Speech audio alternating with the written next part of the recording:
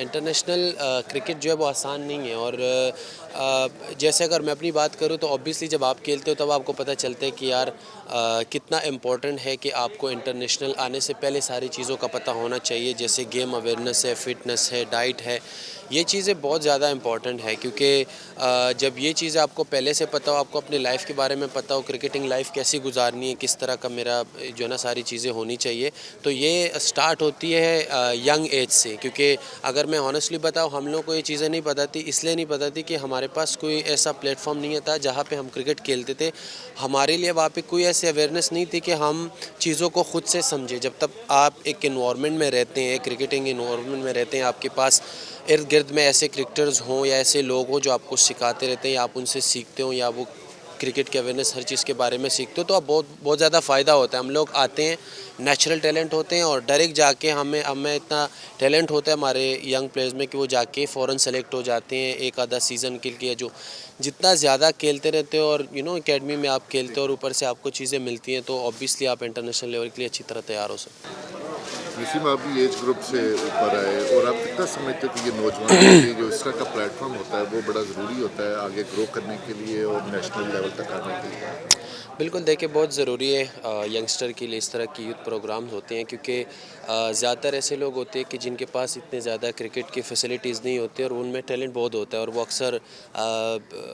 Cricket छोड़ देते हैं क्योंकि उनके पास कोई फैसिलिटीज़ नहीं होते या उनके घर वाले भी उस तरह उनको इजाज़त नहीं देते। तो आई थिंक इस तरह के जो प्रोग्राम्स होते हैं,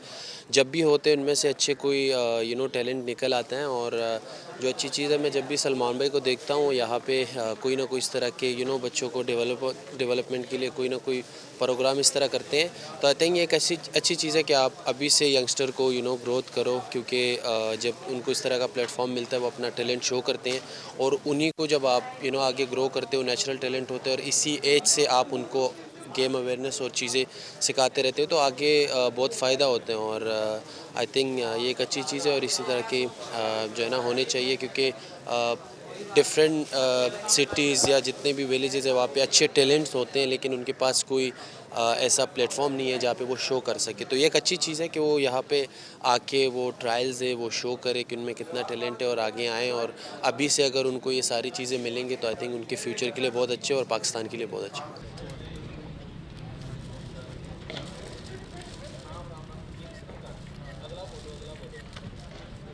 मालियान आसिफ,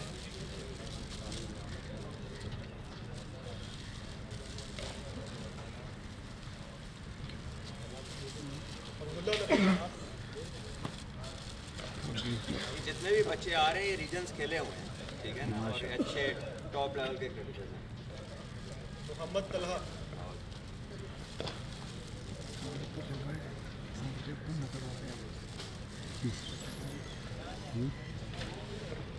हमाद बाजवा,